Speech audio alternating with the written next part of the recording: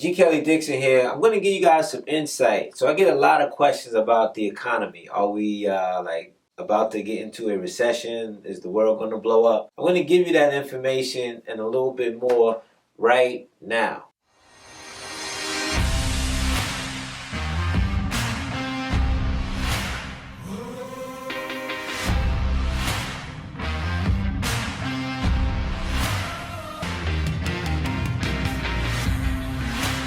Okay, so you want to learn about the economy, you want to see what's going on. Let me give you a few indicators that you want to pay very close attention to. The first thing that you always want to watch to understand the economy is the U.S. Treasury rate. All right, what does that mean? Usually when the economy is doing well, investors feel comfortable putting their money in other assets, whether that be stock, whether that be real estate, whether that be commodities. So what they do is they don't invest in the Treasury. So what happens is when the Treasury yield is high, it typically means that investors are confident in the marketplace. If the Treasury yields start going lower, it means that investors are a little bit wary of the market and they're looking for a safe haven to protect their capital. The U.S. Treasury bond is probably the safest really in the world. It's a very good indicator of how investors feel about the marketplace. People that are a lot more sophisticated and have a lot more data than me and you. One thing to pay very close attention to. Second thing, we got to monitor interest rate. We've been in an economic expansion since June of 2009.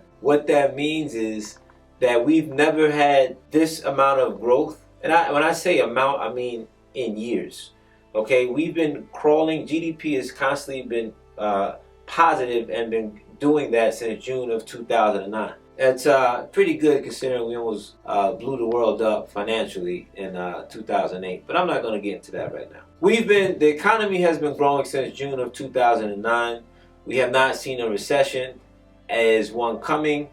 To be honest with you, I doubt it. I'll give you a few reasons why. The first reason is that the government right now, they're keeping interest rates very low. Government wants to increase interest rates. The reality is they can't. Why? Because the economy is still very delicate, which is why interest rates have been so low this long. And the reality is I don't think they have room to go up right now. If you look at what's going on in Europe and the ECB, they're actually using negative interest rates in order to motivate people to invest. Donald Trump suggested that we go to a similar model. I don't agree with it. But you can understand the mindset of the government right now. If we keep interest rates low, we keep money affordable, which makes things a little bit easier. So if money is cheap, it incentivizes people to invest and it incentivizes economic growth. So that's why we see interest rates riding so low. I don't see it jumping that far, but what I will say is this. The U.S. in general is the world leader of the economy. All right, what we do here, we sneeze here, the rest of the world catches a cold. So it's very likely that we're going to see interest rates stay flat for a long time or go up, come back down, go up, come back down, which is why I don't think adjustable mortgages are a bad product right now. Some of you may disagree since the last market, but that's where we're at. There are some things that are very concerning about the U.S. market. First one I'll jump into since I'm in real estate is housing prices. Very difficult to have housing prices going up like this, incomes that are flat. So if we're looking at incomes in general, incomes over the last few years or even the last decade for that matter has increased about 1%. All right, if you have real estate prices increasing 4, 6, 7%, it's going to be very difficult eventually for the regular middle class person to afford a home. Or more importantly, more of their income is going to be used to buy homes. The second thing that's very concerning is the amount of money that's in the real estate space. If we look at these non-QM space, which is similar to subprime, when the bubble burst back in 2007, 2008, we had about $1 trillion of issuance during that time. And this non-QM space is slowly crawling to that. Now, there are things that were put into place by the government back in 2009, one in particular, Dodd-Frank, which allowed the government to kind of control banks a little bit more. These restraints are going to eventually start waning off, particularly with a Republican Party that's a little bit more liberal in the sense of banking and government intervention into the economy. So if those lighten up, we're going to see a lot of expansion. It's going to be very good for the economy, but again, there's going to be a lot of things that are risky in the economy as well that we need to pay attention to. The one thing I look at right now is housing inventory. Pricing shouldn't be as high as it is right now, just given the amount of foreclosures that are happening and the fact that these are not coming back to market. There's a lot of capital out there for investors. I think investors are bidding up the market a little bit too high. We'll see, where that falls. In addition to real estate, I think the stock market is going to fluctuate as it normally does. Right, I think the trend is obviously up. If I had a crystal ball, I would tell you, what's on the horizon right now, what concerns me, or what kind of keeps me up with the economy. The real issue is debt. The 800-pound gorilla in the room is not even real estate. It's not stocks.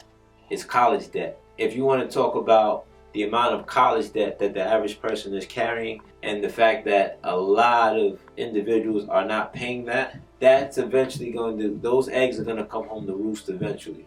We can't just keep kicking the ball down the curb. The other thing that concerns me is that if you look at the government, they're not very good with money, which is why I don't necessarily agree with raising taxes, but that's a whole nother topic in general. They're just not very efficient, and they don't manage money well. If you look at the government's, if we had to give them a credit rating, they'd be a C, okay, which is about a 600, 620 score. Okay, they're not very good, which is why we keep having to raise the debt ceiling, because the government can't afford to pay their bills. So if you look at the government, I want you to think of this. Just imagine if you had an unlimited credit card. Anything you wanted, you can charge. You didn't have to pay it back right away. If you needed to pay it back, you can just print money and pay it back. That's really the government. And I don't really see that changing. The problem is that eventually somebody's going to have to deal with it. And we can get into what printing money does and kind of diluting the dollar, but that's a whole nother video. So the one thing I'll leave you with this. Do I think the economy is going to fluctuate or go up or down in 2020? No, I think we're going to be pretty well. On the other hand, there are exposures that can affect the marketplace, one being war, one being a few other things that can obviously turn the economy upside down. But if I had my crystal ball, I think that we're going to be good for the next 2 or 3 years. But I don't see us going through the next term without a recession. But if you asked me that 2 years ago, I would have said we'd be in a recession 2 years from now. And here we are, still chugging along. So there's my answer. That's my 2020 economic prediction.